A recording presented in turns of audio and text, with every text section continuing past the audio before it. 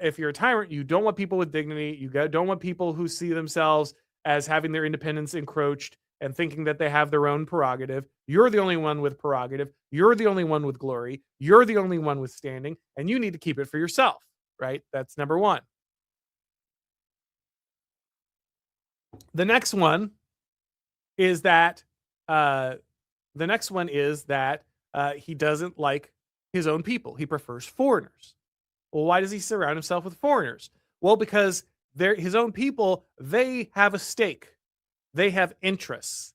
They have real claims. They have support networks. All the stuff we talked about with Bertrand de Juvenal and Democracy in America. I'm trying to think of the French author. There's so de Tocqueville. There's so many Frenchmen I have to reference. De Tocqueville talking about these voluntary associations, or Burke and his little platoons, right? Your people who live in your country, they have these bonds. They have all those common meals and social clubs and literary societies and shared religion and all the things that he was worried about as a tyrant previously. So you don't want all of those people who have that support network, have that material wealth, have those connections, have that organization, share an identity, share a faith, share a tradition, share a belief system. You don't want those people around you. You want the foreigners around you, because they're not a rival. Like, they're cut off from their homelands. They're independent. Right now, I think when he's talking about this, he meant, individuals. I don't think he meant like they wanted the entire, I don't think he was thinking move all of Somalia to Minnesota. Though, eventually I guess that does happen. That's like a slow deterioration there. I think he was thinking more of bringing individuals from different countries, foreigners around them, so they would flatter you because, well, they don't have any ties to anything, right? They don't have their country here. They don't have their people here. There's no one else for them to be loyal to. There's nothing else for them to be loyal to. In many cases, the foreigners are only here because the tyrant has let them in, right? And so they are entirely dependent on the tyrant. And so the tyrant prefers the foreigner to their own people because it's easier to rule them. It's easier to control them. They owe you everything. They have no common bonds. They have nothing else to fall back on. They have no principles. They have no prior understanding or history. They don't have a social support network that allows them to draw strength from other places. They just have you. But all those people in your own country, well, they're native here. This is their homeland. They have the families. They have the churches. They have the communities. They have the clubs. They have that infrastructure. So for the same reason that the tyrant worries about his friends, who are the ones that have money and could possibly overthrow him, he also worries about his own people because they're the ones that could actually push back. The foreigners are not going to unseat a tyrant. That's not how it works. Foreigners might eventually conquer the country or collapse the country, but they aren't going to overthrow a tyrant. That's not how things play out.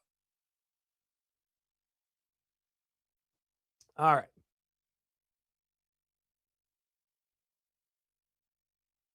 Such are the notes of the tyrant and the arts by which he preserves his power.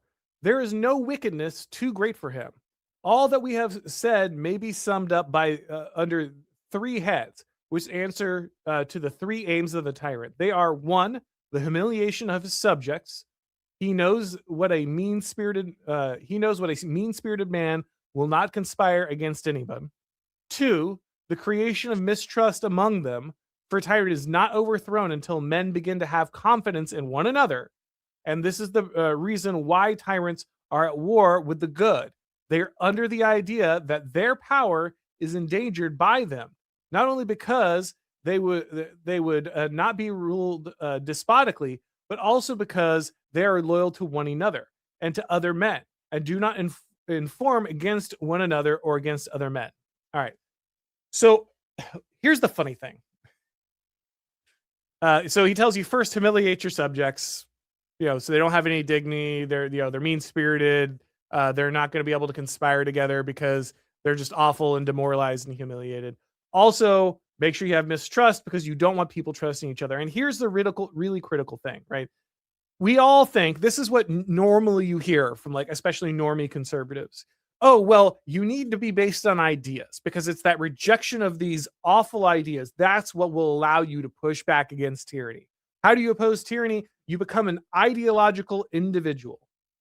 That's why you do it. because that's going to make you oppose tyranny, right?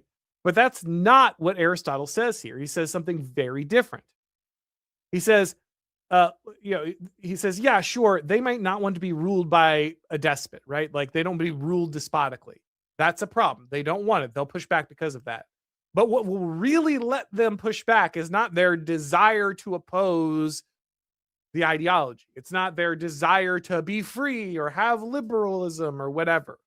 It's not about having the abstract values of the country or the Constitution.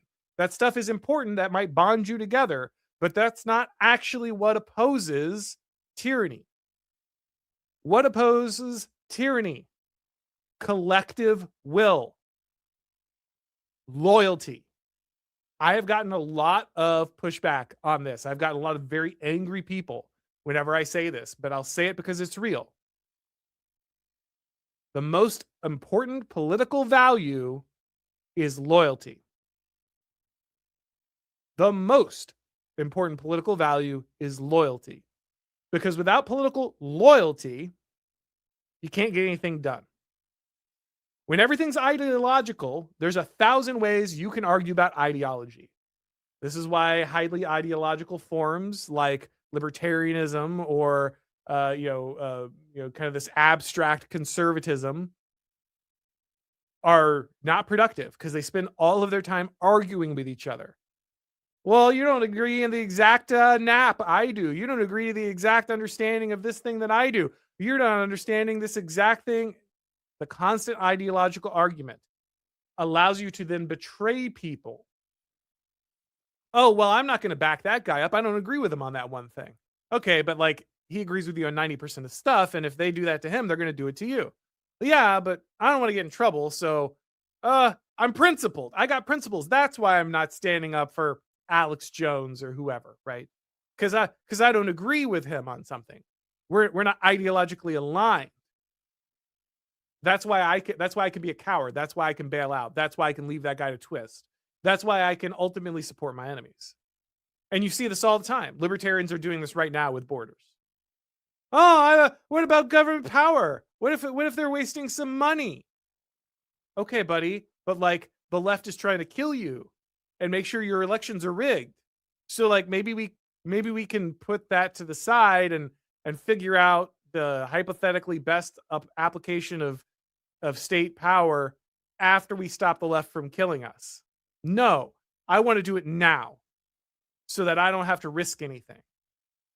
So that I don't have to actually work together with people. That's what Aristotle is saying here. You need loyalty one to another. That this guy's not going to form on me. This guy's not going to act against me. This guy has my back.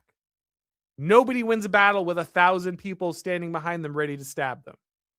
You need to know that when you're fighting the enemy, you have people on your side. They're not going to defect. They're not going to run away. They're not going to compromise just because you might disagree on something. So yes, people will collectively get together and fight against despotism, but they must be able to trust each other. They must be loyal to one another. And that's why part of the American Declaration is swearing your sacred oath. You're swearing your sacred oath to other men. Hey guys, if you've been watching this show for a while, then you know that around here we encourage something that conservatives usually don't do.